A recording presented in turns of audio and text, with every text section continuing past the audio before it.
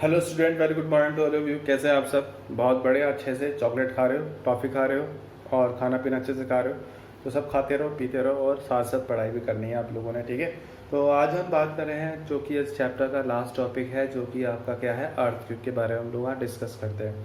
Earthquake होता क्या है, कैसे प्रोड्यूस होता है, क्या क्या कॉजेज़ होते हैं और कैसे हम इससे बच सकते हैं, कि हम अपने आप को प्रोटेक्ट कैसे कर सकते हैं, क्या क्या हमें प्रिपरेशन यूज़ करनी चाहिए जब अर्थक्वेक आता है। तो वो चीज़ हम आज डिस्कस करने वाले हैं। बिल्कुल ध्यान समझते रहना। और बहुत सिंपल टॉपिक है ये आपके पास, कौन सा, अर्थक्वेक। तो सबसे पहले हम बात करते हैं कि अर्थक्वेक जब आता है, अब पहले ऐसी बात कर रहे थे, नॉर्मली बात कर रहे थे। जब अर्थक्वेक आता है, आप लोग देखो हल्लन, जिसे आप हिंदी में कहते हो हल्लन, कि हल्लन आ रहा है, ठीक है। तो आप लोगों ने देखा होगा कि आपके मदर फादर कहते हैं कि हर चीज़ हिल रही है तो आप घर से बाहर जाओ, घर से बाहर जाओ, फटाफट घर से बाहर निकलो। और कभी कभार देखा होगा कि ऐसा बहुत सारी जगह होता है कि अगर अर्थक्वेक ज़्यादा हैवी आ जाता है, ज़्यादा मैग्नीट्यूड का आ जाता है, तो बिल्डिंग गिर जाती है, बिल्डिंग डैमेज हो जाती है, किसी के हाउस गिर जाते हैं, तो रोड बीच में से क्रैक डाउन हो जाती है।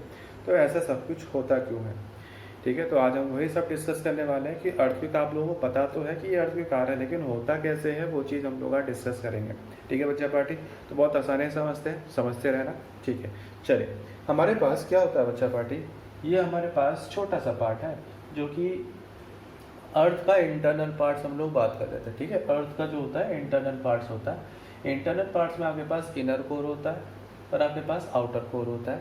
उसके बाद आपके पास मेंटल होता है, फिर जो हार्ड प्लेट, हाँ, तो आपके पास जो इंटरनल पार्ट्स होता है वो आपके पास इनर कोर होता है और ये आपके पास आउटर कोर होता है, अर्थ के अंदर का पार्ट, और फिर मेंटल। और जो हार्ड्स होते हैं, हार्ड सरफेस होते हैं, रॉक्स की जो हार्ड सरफेस होती है, उसी को हम क्या कहते हैं, क्रस्ट के नाम से जानते हैं।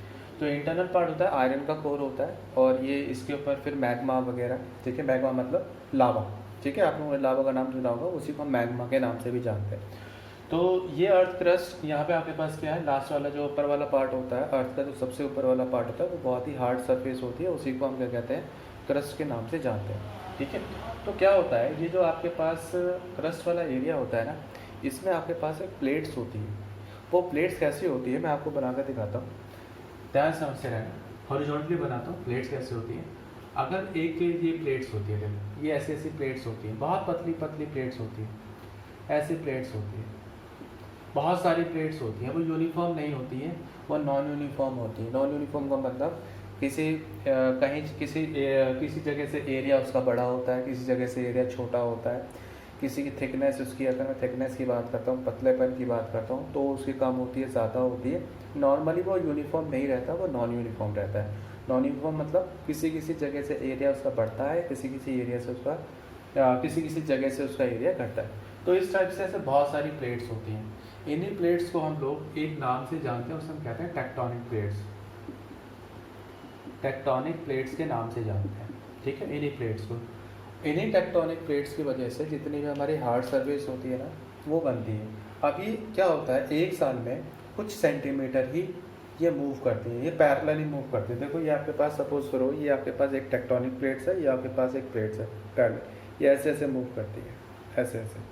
कभी कभार ऐसे होता है कि ये आपके पास जो टेक्टोनिक प्लेट्स होती है ना, ये एक साल में कुछ सेंटीमीटर ही मूव करती हैं, कुछ सेंटीमीटर, ठीक है। लेकिन अर्थ के लिए सेंटीमीटर तो बहुत ज़्यादा है, लेकिन हम अपने से कंपेयर करें तो सेंटीमीटर बहुत कम है। लेकिन अर्थ के अगर मैं कंपेयर करता हूँ तो बहुत ज़्यादा होता है सेंटीमीटर भी।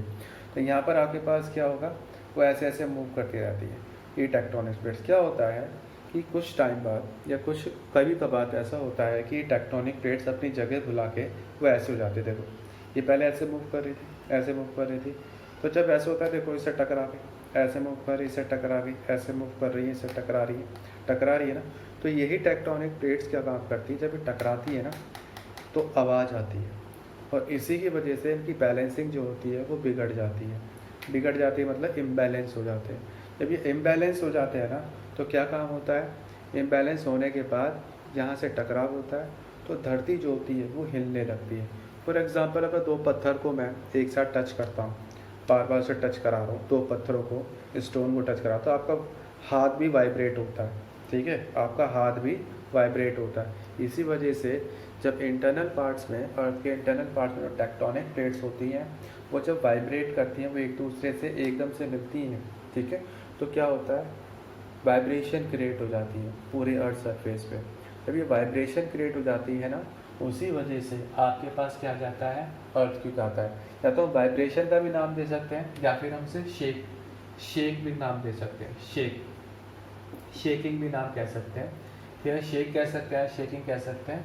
तो शेक का मतलब जैसे आप लोग खिलाते हो ना, कोई शेकर होता है आप लोगों के पास, दूध को हिलाते हो, बॉर्नविटा डालते हो, तो वो ऐसे हिलने लगती है, उसी तरीके से अर्थ भी हिलती है। शेकिंग भी काम शेकर का काम करती है, ठीक है। कब करती है, टेक्टोनिक प्लेट्स के जब वो एक दूसरे से मिल जाती है, जो अपने इम्बैलेंस हो जाती है वो सब, तो तभी आपका क्या प्रोड्यूस होता है, तभी आपका क्या प्रोड्यूस होता है, अर्थक्वेक प्रोड्यूस होता है। अब अर्थक्वेक जब प्रोड्यूस होता है तो आप लोगों ने देखा होगा कई सारे क्रैकडाउन आ जाते हैं, अर्थ हिलने लगती है, हर एक चीज़ हिलने लगती है। तो इसको जो जियोलॉजिस्ट, जो आपके पास साइंटिस्ट होते हैं ना, इसको मेज़र करने वाले साइंटिस्ट को हम जियोलॉजिस्ट के नाम से जानते हैं। किस नाम से, जियोलॉजिस्ट के नाम से जानते हैं। और जो उनके पास इंस्ट्रूमेंट होता है, जो उनके पास इंस्ट्रूमेंट, या फिर हम अर्थक्वेक को मेज़र करने की कैपेबिलिटी को हम कहते हैं सिस्मोग्राफी। अर्थक्वेक को मेज़र करने को हम लोग कहते हैं सिस्मोग्राफी, ठीक है। अर्थ को मेज़र करने के लिए हम क्या कहते हैं, सिस्मोग्राफी का नाम देते हैं। और जो इंस्ट्रूमेंट होता है ना अर्थ को मेज़र करने के लिए, अर्थक्वेक को मेज़र करने के लिए, वो होता है आपके पास रिचेट, RICHTER होता है, इसकी स्पेलिंग होती है, मैं एक बार चेक कर लेता हूँ, एक सेकेंड। RICHTER होती है, RICHTER, रिचेट स्केल। ये जो स्केल होता है ना बच्चा पार्टी, वो जो रिचेट स्केल होता है, ये आपके पास लेवल 1 से लेके लेवल 10 तक होता है, लेवल 1 से लेके लेवल 10 तक होता है। अब लेवल 1 से लेके 2.5 तक ये आपके हर रोज के रेट होता है, हर रोज। ये इतना कम होता है, ये रिचेट स्केल जो होता है ये अर्थक्वेक को मेज़र करता है, और हर रोज़ या हर दिन आपका जो अर्थक्वेक आता है 1 से 2.5, वो इतना कम होता है, इनमेजरेबल होता है, उसे हम मेज़र नहीं कर पाते और हमें एहसास भी नहीं होता है, ठीक है। तो बहुत ज़्यादा कम होता है। इतना तो आपका नॉर्मली आता रहता है, लेकिन क्या होता है कि जैसे गुजरात में है भुज, एक प्लेस है यहाँ पर गुजरात में भुज, वहाँ पर अर्थक्वेक की संभावना बहुत ज़्यादा होती है। जम्मू कश्मीर वाले एरिया में अर्थक्वेक की संभावना बहुत ज़्यादा होती है। जहाँ पर अर्थक्वेक की संभावना बहुत ज़्यादा होती है ना, उस एरिया को या उस जोन को कहा जाता है सिस्मिक जोन, ठीक है। सिस्मिक जोन कहा जाता है, सिस्मिक जोन कहा जाता है, ठीक है। उस जोन को कहा जाता है सिस्मिक जोन, जहाँ पर अर्थक्वेक की संभावना बहुत ज़्यादा होती है। तो यहाँ पर आपके पास 1 से 2.5 मैग्नीट्यूड जो रिप्रेजेंटेशन करता है रिचेट स्केल, वो आपके पास सिंपल नॉर्मली होता है, उसे मेजरेबल नहीं किया जाता। लेकिन जब 6 आता है, जब 6 मैग्नीट्यूड का होता है, 6th लेवल पे होता है, 6 लेवल पे होता है, ध्यान से सुनना। 6 लेवल जब आता है, इसमें आपके फर्नीचर हिलने लगते हैं, आपका टेबल फैन हिलने लगता है, आपका जो ऊपर फैन लगा हुआ है वॉल फैन हिलने लगता है। तो जो आपके घर के इंस्ट्रूमेंट है, छोटे मोटे इंस्ट्रूमेंट है, वो हिलने लगते हैं। लेकिन जब आपके पास जो भुज है, तो भुज में जो आपके पास गुजरात में जो मैग्नीट्यूड आया था अर्थक्वेक का, वो 7.5 अप्रॉक्सीमेटली आया था। मैग्नीट्यूड ज़्यादा है तो बहुत ज़्यादा होता है। जैसे आप लोग 6 से 7, 7 से 8, 8 से 9 तक पहुँचोगे तो अर्थक्वेक इतना ज़्यादा संभावना हो जाती है अर्थक्वेक आने की कि बिल्डिंग तक गिर जाती है। बिल्डिंग कौन से मैग्नीट्यूड में गिरती है, 8 लेवल के मैग्नीट्यूड में गिरती है।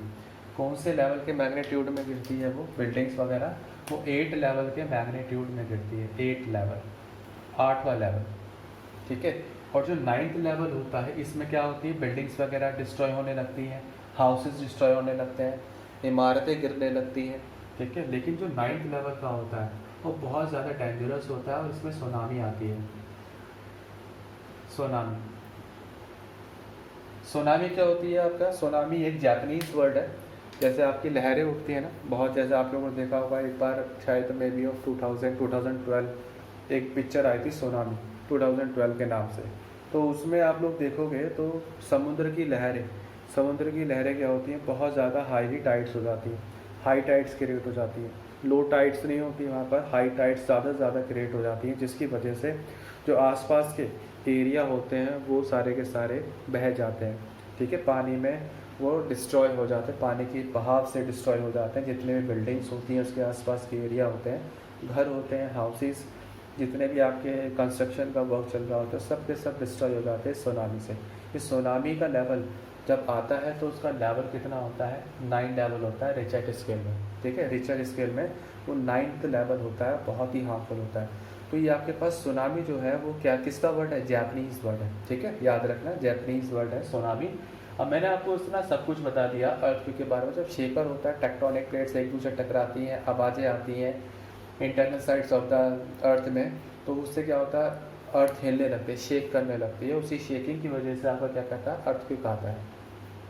और उसको कौन मेज़र करता है, उसको जियोलॉजिस्ट मेज़र करते हैं, जो साइंटिस्ट होता है। अर्थक्वेक को मेज़र करने को हम क्या कहते हैं, उस प्रोसेस को या मेज़र करने को हम कहते हैं सिस्मोग्राफी। सिस्मोग्राफी। और सिस्मोग्राफी जिस एरिया में जिस एरिया में वो अर्थक्वेक आता है, जो जैसे आपका गुजरात हो गया, मे बी अब राजस्थान भी हो गया क्योंकि वहाँ पर माउंटेन्स भी हैं, और आपका जम्मू कश्मीर वाले एरिया हो गया, तो इन एरिया में ज़्यादातर आपके पास अर्थक्वेक आता है। उन एरिया को हम सिस्मिक जोन के नाम से जानते हैं। किस नाम से जानते हैं, सिस्मिक जोन के नाम से जानते हैं। और जो स्केल होता है, मेजरेबल स्केल जो होता है, उस स्केल को जो मेज़र करता है उसे रिचर्ड स्केल के नाम से जानते हैं। लेवल रिचर्ड स्केल का 1 से लेकर 10 तक होता है। नॉर्मली 1 से लेकर 2.5 तक अर्थक्वेक हमेशा आता है, रोज़ आता है, लेकिन हमें पता नहीं चलता, उसका लेवल या मैग्नीट्यूड बहुत ज़्यादा डाउन होता है। लेकिन जैसे जैसे आगे लेवल बढ़ता रहता है, 6 की बात करते हैं हम लोग, 6 लेवल की बात करते हैं। 6 लेवल में आपके फर्नीचर हिलने लगते हैं, टेबल फैन हिलने लगते हैं, जो कि आपके घर में अप्लाइंसेस है वो सब हिलने लगते हैं। और 7.5 जो मैग्नीट्यूड आया था वो भुज का आया था, गुजरात में जब अर्थक्वेक आया था, आप लोग सर्च मार सकते हैं, गुजरात में अर्थक्वेक आया था भुज एरिया में, वो 7.5 मैग्नीट्यूड का आया था, बहुत ही हार्मफुल था। कई सारी बिल्डिंग डैमेजेस हो गई थी और कुछ लोगों को इंजरी भी हुई थी। तो ये सब होता रहता है अर्थक्वेक में, नॉर्मली है। तो आपके पास फिर 7.5 से लेकर अगर 8th लेवल आता है तो आपकी बिल्डिंग डिस्ट्रॉय होने लग जाती है। जितने भी आपके कंस्ट्रक्शन का वर्क है, बिल्डिंग्स हैं, हाउसेज हैं, बड़े बड़े हाउसेज बन रहे हैं, वो डिस्ट्रॉय होना या डैमेज होना स्टार्ट हो जाता है। 9th लेवल पे सुनामी आती है। सुनामी लहरें होती हैं, हाई टाइड्स होती हैं लहरें, जो कि जहाँ पर उठती हैं, अब देखो ये अर्थ है, इसके ऊपर क्या है, समुद्री पानी है। तो जब अर्थ क्रस्ट नीचे से ऊपर की तरफ ऐसे खिसकता रहेगा तो क्या होगा, पानी की लहरें के ऊपर भी इफेक्ट पड़ता है, नीचे से ऊपर जाती हैं और ऊपर से नीचे आती हैं। तो जिसकी वजह से वो लहरें इतनी ज़्यादा हाई हो जाती हैं और वो आगे की तरफ बढ़ती हैं, हाई टाइड्स जो होती हैं वो आगे की तरफ बढ़ती हैं, जिसकी वजह से आसपास का जितना भी एरिया होता है वो सारा डिस्ट्रॉय हो जाता है, ठीक है। और इसी को हम क्या नाम देते हैं, सुनामी के नाम से जानते हैं। सुनामी जो है वो जापानीज़ वर्ड है। हम इसे प्रिवेंट कैसे करें, हम इससे बचे कैसे अर्थक्वेक से। जब भी अर्थक्वेक आता है तो अपने घर से बाहर निकल जाना चाहिए, पहला पॉइंट। जब भी अर्थक्वेक, अगर आप रोड पर हैं, जब भी अर्थक्वेक आता है तो आप बैठ जाइए, ठीक है, कभी खड़े मत होइए, आप लोग बैठ जाइए। किसी भी ऐसे एरिया के आसपास खड़े मत होइए जहाँ खंबे लगे हों, ठीक है, और जहाँ आपके पास बिल्डिंग्स हैं, ठीक है, और जहाँ आपके पास बड़े बड़े इंस्ट्रूमेंट या कंस्ट्रक्शन वर्क चल रहा होता है बिल्डिंग्स का, वहाँ पे खड़े नहीं होना चाहिए कभी भी जब आपके पास अर्थक्वेक आता है। कहते हैं ना कि जब भी अर्थक्वेक आता है तो आप लोग घर से बाहर निकल जाओ, वो इसी वजह से कहा जाता है। और अगर बाहर भी हो तो बैठ जाओ, ठीक है। कोई भी कंस्ट्रक्टेड एरिया में मत रहो, बिल्डिंग से जो आसपास बिल्डिंग्स हैं, हाउसेस हैं बड़े बड़े, उनके आसपास नहीं रहना चाहिए। और जो खंबे लगे होते हैं, ठीक है, और इलेक्ट्रिकल अप्लाइंसेस के जो बड़े बड़े खंबे लगे होते हैं, टावर्स होते हैं, वहाँ पे भी खड़े होना नहीं चाहिए जब आपके पास, जब क्या होता है, अर्थक्वेक आता है, ठीक है। तो ये सारे टॉपिक्स थे जो कि अर्थक्वेक के मैंने आपको डिस्कस करें। प्रिवेंशन ही मैंने आपको बताया कि कैसे कैसे आप प्रिवेंशन कर सकते हो, आप लोग बच सकते हो। तो अर्थक्वेक सबसे इम्पॉर्टेंट पार्ट है। तो ये सारे के सारे टॉपिक आपको समझ आ गए, आई होप। और एक चीज़ और, अर्थक्वेक पे जब भी अगर आप स्कूल में होते हो तो बच्चे बहुत ज़्यादा होते हैं, स्कूल में बच्चे बहुत ज़्यादा होते हैं। अगर अर्थक्वेक बाई चांस आ जाता है तो कोशिश ये कीजिएगा कि टेबल के नीचे आप लोग छुप जाइएगा। जैसे टेबल होती है वो बहुत हार्ड होती है टेबल, अगर आपको निकलने का बाहर मौका नहीं मिलता है तो टेबल के नीचे आप लोग चले जाइए, ताकि आप लोग सेफ हो जाएं, आप बच जाएं, ठीक है।